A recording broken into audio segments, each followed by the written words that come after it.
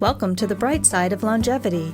Join Dr. Roger Landry and guests as they discuss the bright side of getting older through healthy longevity. Guided by research, this lighthearted and educational discussion will leave you with practical tips and ways to impact your lifestyle to brighten life's journey.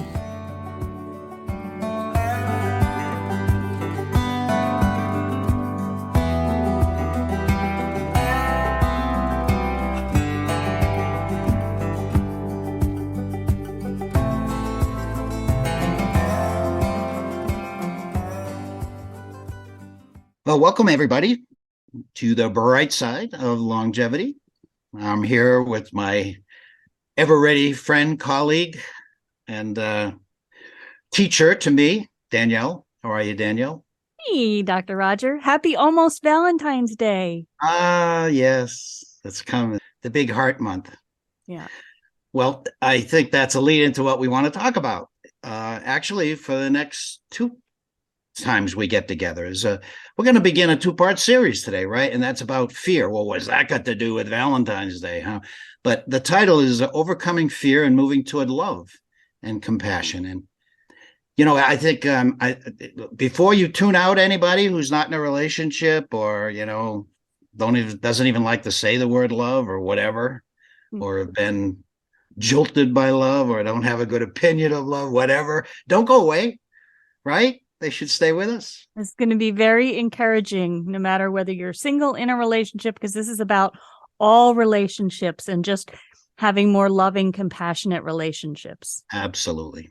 So fear, we're going to start with fear, oddly enough, and we're going to drill down on that because perhaps someone could say it's the opposite of love. I think after this two-part series, you will say that. You will understand that. Fear and love are very much connected. We're going to dig down deeply into even our species history and why we are who we are, what is love to us, what is fear to us. And we're going to start, because I think we should, by exploring fear. So stay with us, okay? Trust us. We're going to get to love for sure, but we're going to get to love in a way that I think is going to be much more understandable and probably, I hope, we both hope, very much more achievable and broader than you may be thinking now. So fear. So I think there's a lot of fear in the world, don't you, Danielle? How is it manifested, you think? Oh my gosh, it shows up in so many ways. It shows up whenever we have feeling defensive. If somebody has a different opinion than us, it shows up as anxiety, as regret. It can even show up as loneliness, a fear of abandonment. When we're judging other people, that's a kind of fear because it's ego driven. They feel differently than us. What's wrong with us? Fear shows up as failure. I just looked at the top 10 fears, and failure is right at the top. You're absolutely right. And the others that you mentioned, loss of identity or control and being judged, and violence is a manifestation of fear, oddly enough. And of course, violence in the world causes fear also. So it's a world, I think, that's filled with fear. It may not be labeled fear immediately because we're talking not just about the shaking chills when someone's about to hit you with a club. It's about the underlying fear that we all experience. It is the uncertainty and the anxiety is probably a great word because that's sort of an unfocused discomfort. You don't have something specific that you're fearful of, but you're fearful, you're uncertain. It's a plague, isn't it? Yeah. And it's so fascinating to me how it manifests in so many different ways. So if we fail or feel like we're wrong about something, it triggers that stress response as if you're fearing for your life and you have to defend yourself. Because when you drill down, it's almost you fear you'll lose your job. What will that mean? Okay, I can't support my family. What does that mean? That means starvation. Oh, so if you drill it down, it gets down to I fear for my survival in a very strange way that's kind of in our DNA. Yeah, in just a minute, I think we'll drill down to our ancestors the way I always do. Everybody's going to roll their eyes. There he goes again. Our species in the beginning. But there are some more uh, not so distant things that cause us to be fearful. Maybe what our lives have been like, our experiences. Absolutely. You know, as children, we're born fearless and Yes, yet we're taught. And when you're growing up, were you told that the world was a loving place or a place to be feared? For example, did you live in a household where there was a scarcity mindset where you heard your parents saying, we could be homeless, so I don't know how we're going to put food on the table? Did you come from a family that was verbally abusive or very loving? That's going to change how you view the world. And this one is so intriguing. What were you told about yourself as a child? For example, were you told, oh, you're just too sensitive, or you're a natural born leader? Those things impact us. And even at a young age, we start to look for evidence of that in the world. absolutely. And we may have had experiences in relationships that turned out really poorly, and then we fear connection, and that is a very difficult fear, as you're going to learn how it's so as fear and love are related. And then just something terrible that has happened to you, bankruptcy or an attack or some violence on you, or even a traumatic experience with PSTD, and that can drive our personal fear, and which I think really limits us in our ability to do the thing that can ameliorate that fear, get rid of it. But we'll talk more about that. But you've already alluded to what is your relationship history, right? Mm-hmm. Those things alone can drive fear of relationships, as we've alluded to. And so there's more though. There's who you've heard us talk about mindset, and that's what you're alluding to, aren't you, Danielle, when you talk about how you look at the world, right? Yeah. So you carry that, you look for evidence to support good or bad. And as adults, I would ask people, how do you see yourself in the world? What are your beliefs about who you are and your place in the world? Is it one where you feel the world is out to get you, or do you feel a deep sense of connection with the community around you? How do you handle rejection and failure? When do you decide, hey, I'm going to change strategy, or I'm just going to give up? Or when do we go to those absolute thoughts like I must or they should, and we create rules for ourselves and others based on what we've learned about how the world is? And every time it comes from a negative place, I would offer that it's coming from that fear, that place of fear. As the sages would say, are you going to live in love or fear? And I think that they're onto something, because every negative thought can be reduced to some fear. I believe that also. We've been talking about how much loneliness is in the world today. Some countries are even just have established a ministry of loneliness. And with loneliness comes fear, because if we travel through this world feeling alone, and that any relationship we had is sort of superficial and peripheral, and the only person we can really depend on in the end is ourselves, that is a horrible place to be, and it causes such anxiety and fear. I believe that that's the majority of people today, at some level, feel that no matter what, it's a dog eat dog world, or that at least if you're going to make something good happen in your life, it's only going to come from you, and you're alone, that sort of thing. I think a lot of that was some kind of societal concept, where you're mentioning the dog eat dog world, where at one time therapists would throw around the words codependency. And I wish that they would replace that word with interdependent, because the truth is we do need people.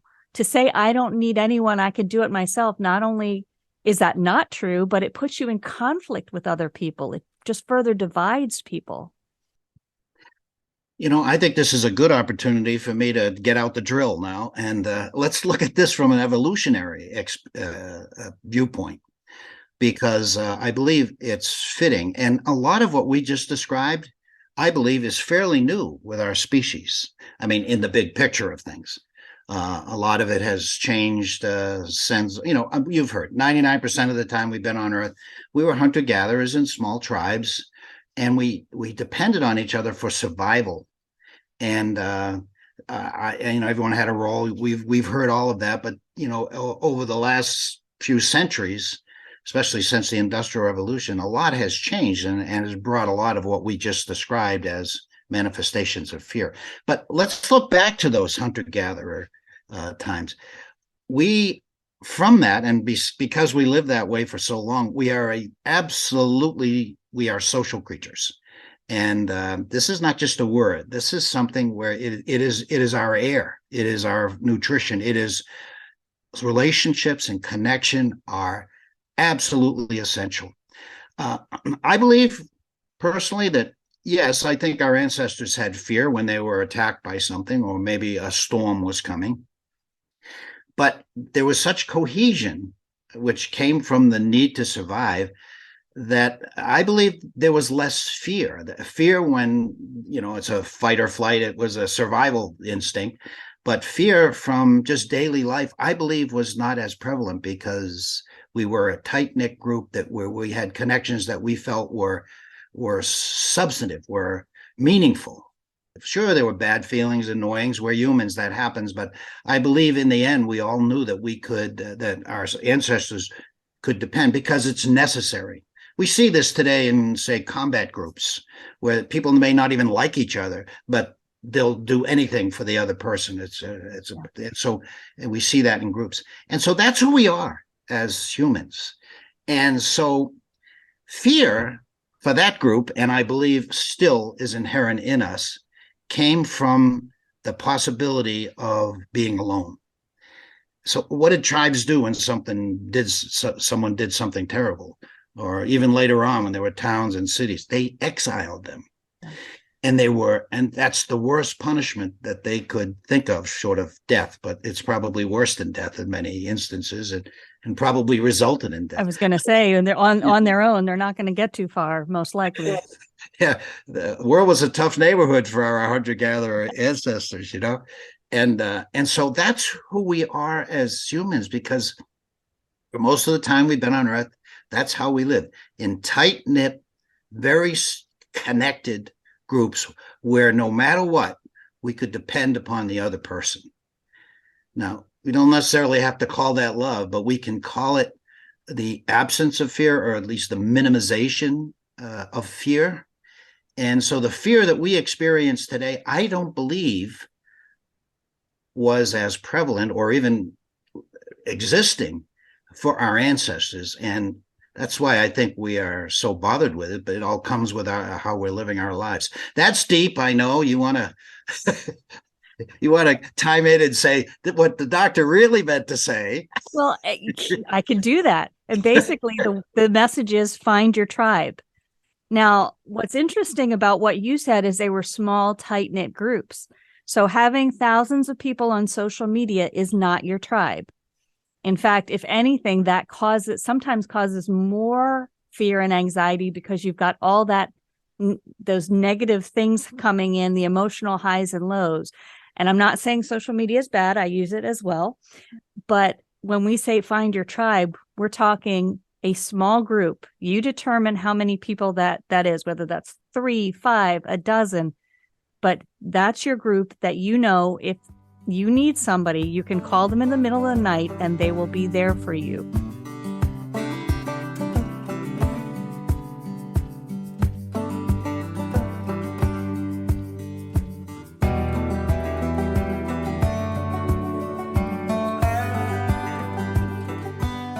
Now we could jump back for a minute and talk about how we're living today. And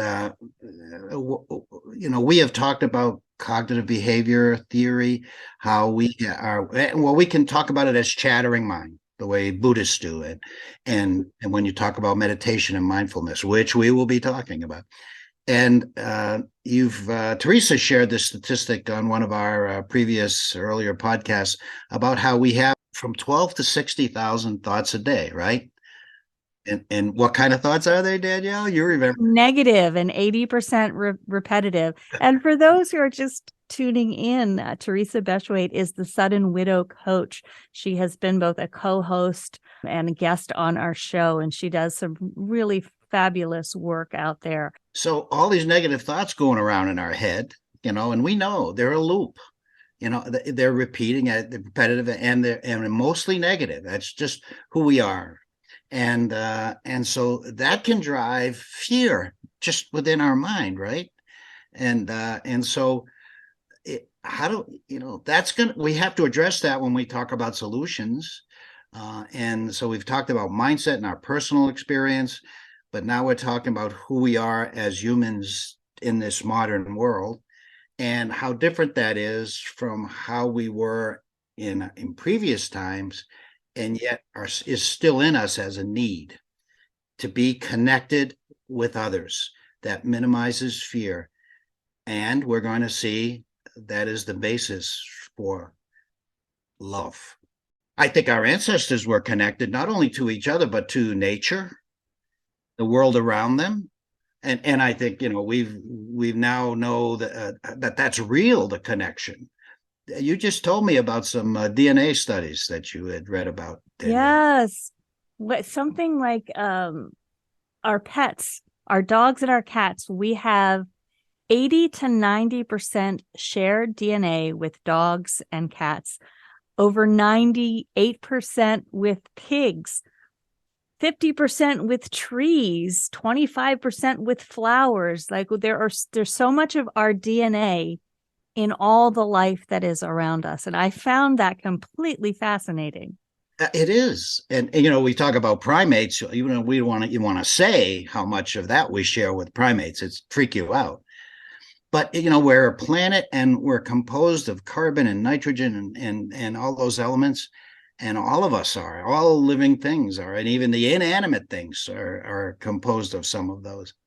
I've told you the story of my friend who was an astronaut. When he looked down on the Earth, he said it changed him forever, because all of a sudden he had a view of us as this little ball in a big universe, and little humans running around, and dogs and cats and trees, and how connected it all was. It really did change his life forever. And it's good that you're bringing up that spiritual component. Now, for some people, that might be religion. And one of the things that when I talk about fear with clients, I'll ask them what their belief is. And you don't have to necessarily believe in religion. So if you do, call upon whatever that source is that's going to give you comfort. But you can also find that, as you mentioned, in nature. You can also find that among the people that you love. So maybe somebody that you love has passed, but they gave you a gift, whether it's a necklace, a scarf, a something. You can actually just wear that to feel as if that person's energy is there. And that can give you a sense of connection. Or going out in nature, we talked about forest bathing in other episodes, to get that sense of connection. Excellent. This is the beginning of what do we do about all this fear and anxiety that we have today that is interfering with our love relationships. And that's the first one. I'm a little timid to jump into this with you because you are such a guru, but mindfulness, it seems like so many of our podcasts, the majority, in fact, in one way or another, as we talk about healthy longevity or a quality life or purposeful life, mindfulness comes up. And it's related to what we just talked about, this our chattering minds, and that we're so rarely present. And mindfulness is about being present. And when you're present, you shut down that negative loop, that 60,000 thoughts that are mostly negative and repetitive. And that's all it is. It's not magical. It's just that we're there living in the moment. And that's the only place we can truly live our lives. But being there, wow, it's kind of a beautiful experience when you do get true presence and mindfulness. Yeah. And there's 3 really good ways to overcome fear using a mindful approach. And the one you just mentioned, just giving yourself a chance to pause and quiet the chatter. And then the second one is even recognizing Are you coming from a place of fear, of negativity, or are you coming from a place of love and compassion? And sometimes you feel that emotionally, but sometimes you feel that physically.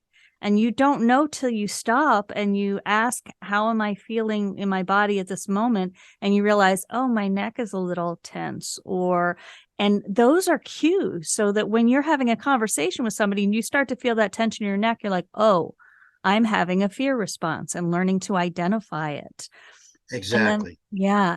And the last one is just challenging yourself to change the direction. If you find yourself going down the negative path, how can you turn it around to one of compassion or kindness or trust? Sometimes these are hard if somebody's being really nasty to you, to be able to flip the switch and say, they're having a bad day, they're going through a rough time, so I am just going to not let it get to me and treat them with compassion because they're hurting. That's hard to do, but it can really help you move out of that fear-based living. Yeah, the rewards are great. You're telling me it is hard to do, but the rewards are fantastic. And not, not only the way you feel, but the way you go through your life and your health, because we know that these negative attitudes and fear negatively affect our health, and all the big players, heart disease, dementia, cancer are all much more common in people who are fearful, who are not connected, once again, in particular, and who are negative. And so another one is should be, if most of our thoughts are negative, we have the ability to control those thoughts by focusing on positive things, like basically having gratitude. Yes. And when we think about gratitude, even during COVID, many of us said, okay, some good has come from this, a lot of bad, and you can focus on that. But if you focus on the positive and you're grateful for that, that's a special moment, and that just wipes out fear for as long as you can focus on it.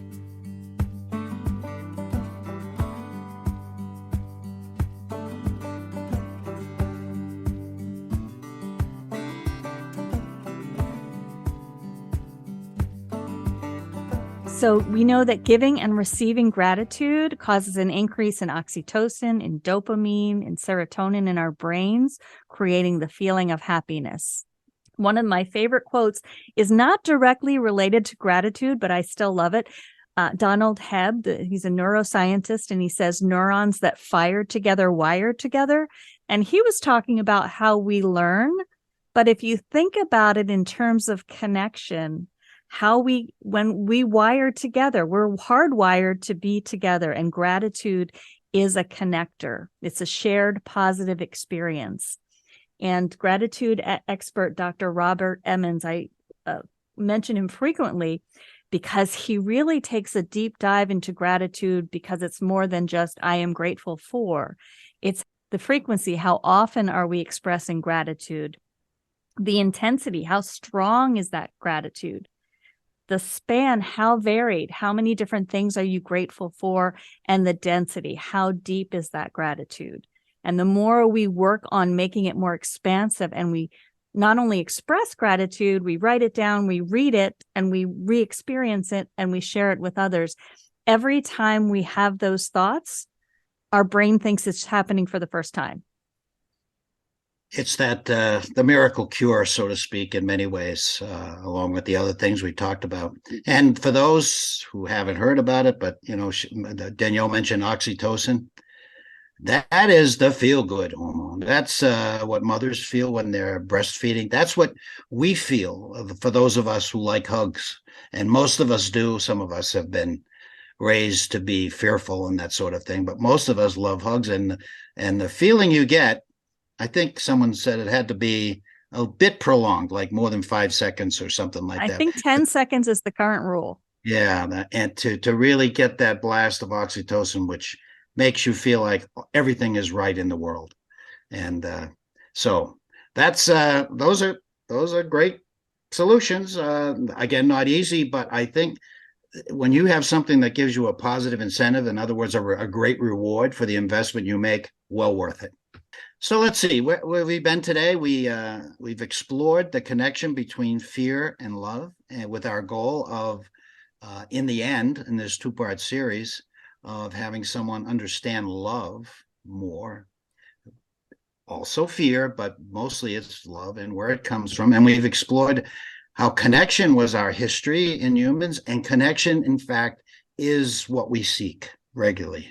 That doesn't mean we have to always be with people, because like we said, we can be connected to nature. And so our world is filled with negativity, which drives fear, which comes in which is a barrier to effective relationships and love, because fear is counter to love. And so the solutions we've talked about are, spirituality, mindfulness, gratitude, being positive, and understanding this.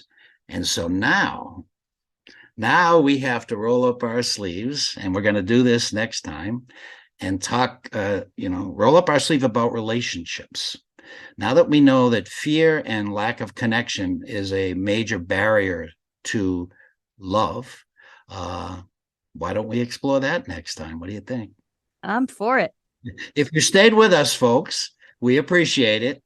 And perhaps some of you are now really ready to hear the next part. And we're really ready to talk about it ourselves, because Danielle and I have both agreed that this exploration of this topic, fear and love and compassion as related to it, as a broader view of love, we've learned a lot. I know I have. And so I look forward to it. So join us next time for part 2, which has a slightly different title. And Danielle, drum roll. Love, it's not at all what you think it is. Whoa, isn't that the truth? Well, okay, we'll see you next time, folks. Thanks for listening.